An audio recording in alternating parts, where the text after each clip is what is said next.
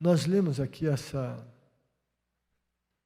história a respeito do dilúvio, e foi uma história real que aconteceu, e aconteceu mesmo.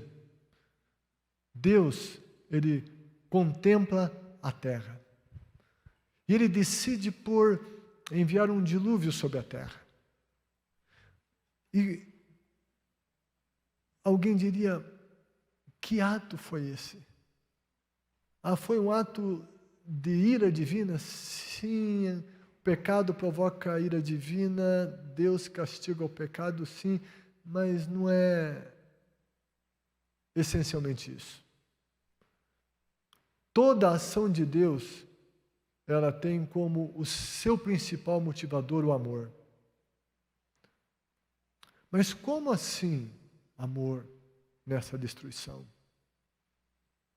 Sabe, se Deus não tivesse tido essa intervenção na história do mundo, o ritmo que o mundo iria caminhar seria de uma autodestruição e ninguém sobraria. Por conta disso, Deus intervém. Tinha um homem, tinha uma família, e ali tinha um remanescente, tinha uma esperança. E Deus trabalha em cima dessa esperança. Ele vê alguém fiel, e a partir de quem é fiel, a partir da fidelidade, Deus pode construir novas coisas. E Deus não porque quisesse ou desejasse, mas por conta das escolhas erradas, do comportamento daquela sociedade, Deus, por amor, Ele teve que intervir e dar aquele basta. Nesses eventos da Bíblia, e nós sabemos que nos aproximamos de um outro evento no qual Deus vai intervir. E isso já está nas Escrituras, que Deus terá que agir por conta do rumo em que a humanidade está caminhando. Jesus irá voltar. Os fiéis serão retirados daqui. E tudo que for necessário nesse mundo, Deus também o fará.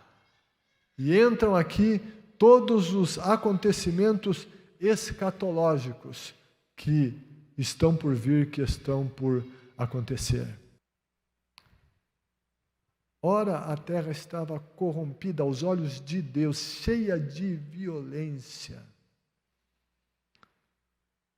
Ao ver como a terra se corrompera, corrupção, menção de corrupção aqui 2 vezes. Terra corrompida aos olhos de Deus, ao ver que a terra se corrompera, pois toda a humanidade havia corrompido 3ª vez. 3ª vez. Havia corrompido a sua conduta.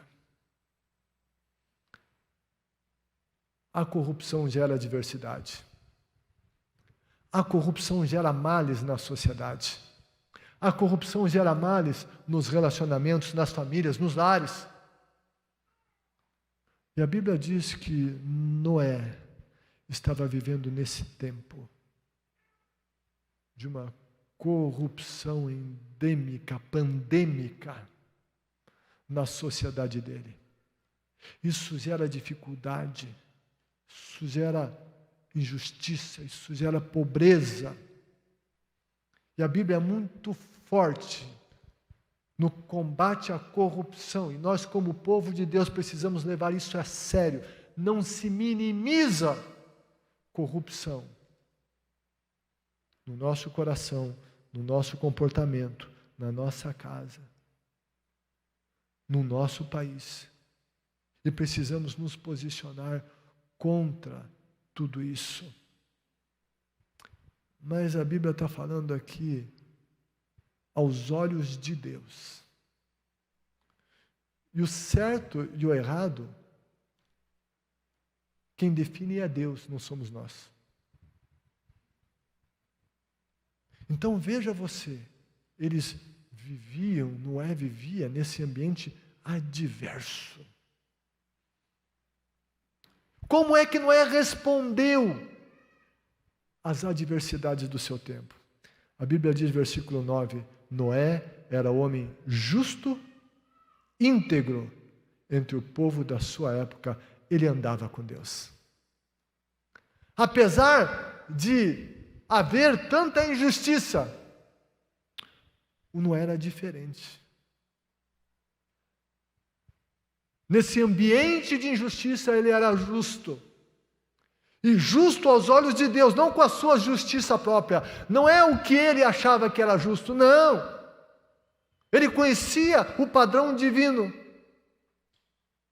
Em meio a tanta injustiça, o Noé se posicionava e respondia às adversidades daquele mundo injusto. Ele respondia sendo justo. Ele respondia sendo íntegro. Ele não negociava os seus valores. Não é porque os homens da sua época tinham outras mulheres e que ele dizia, não, os caras têm, por que eu não? Não é porque mulheres eram fiéis que as mulheres da família de Noé, não. Eles se posicionavam de maneira diferente. A justiça, de acordo com os padrões divinos. Integridade. Noé era alguém que inspirava confiança. Quando as pessoas conversavam com ele, olhavam olho no olho e percebiam que havia confiança. Integridade fala de verdade, de ser verdadeiro. Da boca de Noé, se sabia que o que viesse dali seria verdade e não mentira. Isso tudo fala de postura, de resposta aos tempos de adversidade. Tempo de adversidade, resposta que Noé dava a esses tempos. Mas o problema é que quando a gente quer se adequar ao meio e não permanecemos em Deus, nossa vida fica confortável com o meio, mas fica desconfortável com Deus. E daí a gente quer amizade com o mundo, mas a Bíblia diz que amizade com o mundo, ou entenda-se com os princípios e os valores mundanos, é se tornar inimigo de Deus. Justiça e integridade. Noé era homem justo, íntegro entre o povo da sua época. Não era diferente. Noé não ria dos gracejos imorais quando alguns homens estavam ali reunidos e contando algumas vantagens e piadinhas. Diante disso, sabe, ele não participava. Mesmo que não tinha Efésios 5 ainda, que diz que eu e você não temos que estar envolvidos nos gracejos imorais, o Noé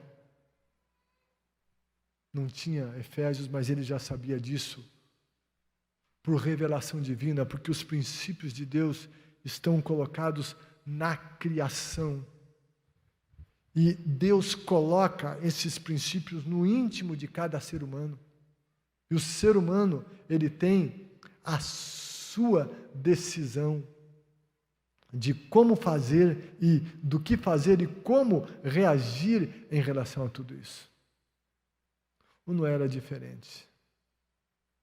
O Noé se afastava disso. O Noé não lidava com mentiras. Isso não quer dizer que o Noé era um cara perfeito. Mas quando a Bíblia diz que Noé era justo e íntegro, não está chamando de perfeito. Mas mostra que na figura geral da história da vida de Noé, ele era regido por justiça divina e por integridade a partir dos princípios da palavra de Deus. Noé não era benquisto no seu meio. Não. Muita gente não gostava daquele cara.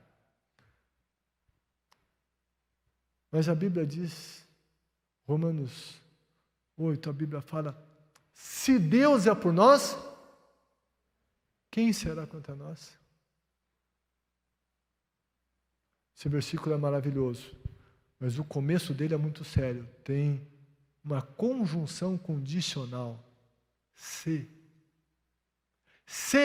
Deus é por nós. Sabe, se Ele é por nós, quem será contra nós? Sim, pessoas e situações se levantarão contra nós. Contudo, nós permaneceremos firmes e vamos superar cada uma dessas situações. O Noé era justo, íntegro, e ele andava com Deus. A Bíblia diz, e o contexto desse texto é a relação de Deus com Israel. E a Bíblia diz, como andarão dois juntos se não concordarem? Andar com Deus. Muitas pessoas dizem, eu estou com Deus, Deus está comigo. Eu com Deus estamos assim,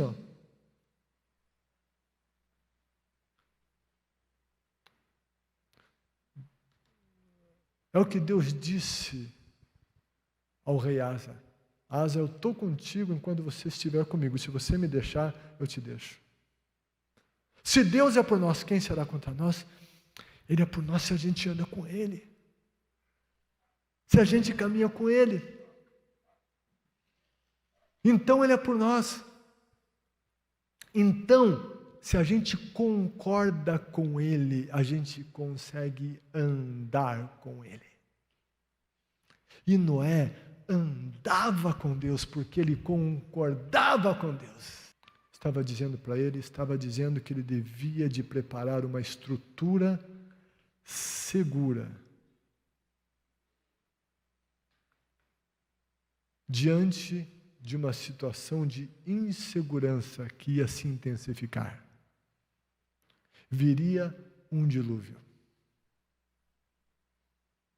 Diante do dilúvio, Deus instrui Noé.